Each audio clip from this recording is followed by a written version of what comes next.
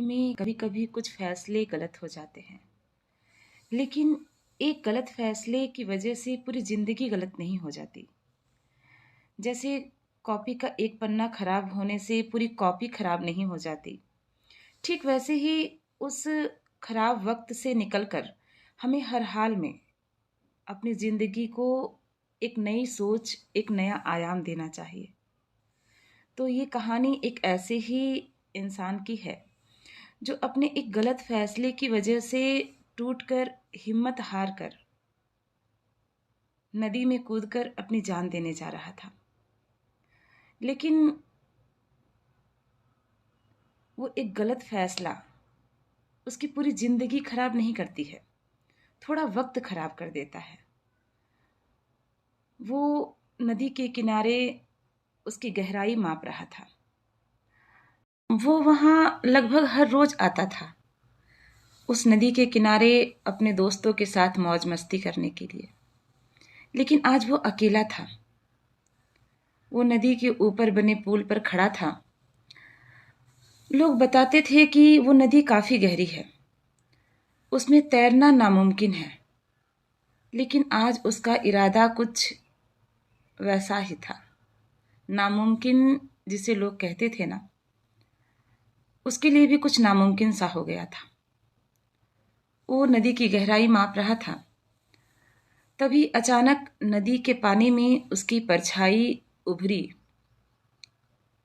पहले से ही थी, उसने ध्यान नहीं दिया, लेकिन उसने अचानक ध्यान दिया कि वो जो परछाई नदी के पानी में उभर रही है, वो उससे कुछ सवाल कर रही है। आज इतनी चुप्पी क्यों है?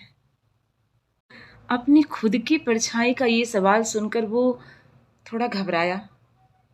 लेकिन पानी में उभर रही उसकी परछाई ने उससे फिर वही सवाल दोहराया, इतनी चुप्पी क्यों है? तुम्हारे दोस्त कहाँ हैं? उस लड़के ने धीरे से कहा कि मुसीबत में कौन से दोस्त काम आते हैं। तब परछाई ने उससे पूछा कि तुम्हारा इरादा क्या है? उस लड़के ने कहा कि मैं इस नदी की गहराई में समा जाना चाहता हूं। परछाई ने फिर उससे एक सवाल किया, क्या ये तुम्हारा अंतिम फैसला है? उस लड़के ने कहा कि हाँ, ये मेरा अंतिम फैसला है। मेरे पास कोई रास्ता नहीं है। मेरे पिता ने मुझे बहुत मेहनत से और बहुत ढेर सारा कर्ज लेकर यहाँ भेजा था, पढ़ने के लिए, कमाने के लिए। इतना बताते बताते वो लड़का चुप हो गया। तब उसकी परछाई ने उससे कहा कि तुम वापस अपने घर क्यों नहीं लौट जाते? उस लड़के ने कहा कि नहीं, मैं वापस घर नहीं लौट सकता। मैं अपने पिताजी को और दुख नहीं देना चाहता। तब उसकी परछाई ने उससे कहा कि ये तुम्हारा अंतिम फैसला है, तो तुम्हारी कोई अंतिम इच्छा भी होगी। तो उस लड़के ने कहा कि नहीं, मेरी कोई अंतिम इच्छा नहीं है।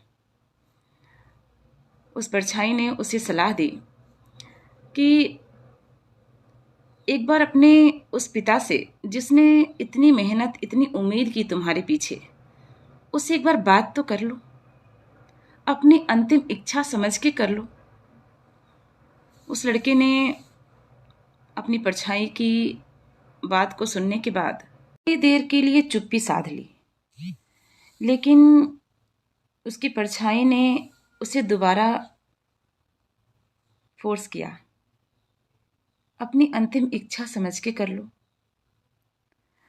तब उस लड़के ने अपनी जेब से अपना मोबाइल निकाला और उस नदी के किनारे ही थोड़ा सा हटकर खड़ा हो गया और अपने पिताजी को उसने फ़ोन लगा दिया। पहली घंटी बजने के साथ ही फ़ोन रिसीव हो गया और उधर से आवाज़ आई, हेलो बेटा, कैसे हो? इसकी तो मतलब गले में आवाज़ थोड़ी सी अटक गई।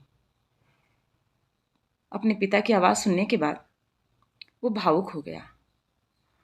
लेकिन दोबारा पिता ने उससे पूछा, कैसे हो बेटा, तुम ठीक हो?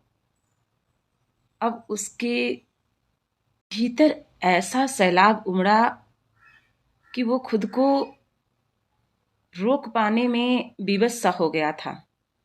बोलने की स्थिति में नहीं था वो। लेकिन उसके पिता ने अपनी बात को आगे बढ़ाया। कम से कम बेटा सुन तो रहा है। तो उसके पिता ने कहा कि बेटा, आजकल मेरी तबीयत ठीक नहीं रहती है और यहाँ धंधा पानी संभालने वाला भी कोई नहीं है। तुम मेरी इकलौती संतान हो, तुम्हारी जिद के आगे मैं हमेशा घुटने टेकते आया। लेकिन मेरी एक छोटी सी गुजारिश है तुमसे। अगर अगर तुम मेरे विषय में थोड़ा सा भी सोचते हो तो घर लौट आओ। मैं बूढ़ा हो रहा हूं, मुझसे ये सब कुछ नहीं संभलता है। ये जो वक्त गुजर रहा है, मेरे पास वक्त बहुत कम है। तुम लौट आओ। दूसरी तरफ से कोई आवाज तो आ नहीं रही थी। तो पिता ने पूछा कि तुम मेरी बात सुन रहे हो ना बेटा? वो बड़ा मुश्किल से बोल पाया, मैं आता हूं ना पापा, मैं आ रहा हूं। नदी में जो परछाई थी उसके चेहरे पर मुस्कान आ गई थी और उस लड़के के आंखों में आंसू थे जो गालों तक लुढ़क आए थे। उसने अपने हाथ में थामा वो जहर का शीशी उस परछाई पर फेंक दिया। परछाई गायब हो गई और उसकी जिंदगी में एक उम्मीद की किरण लौट आई थी।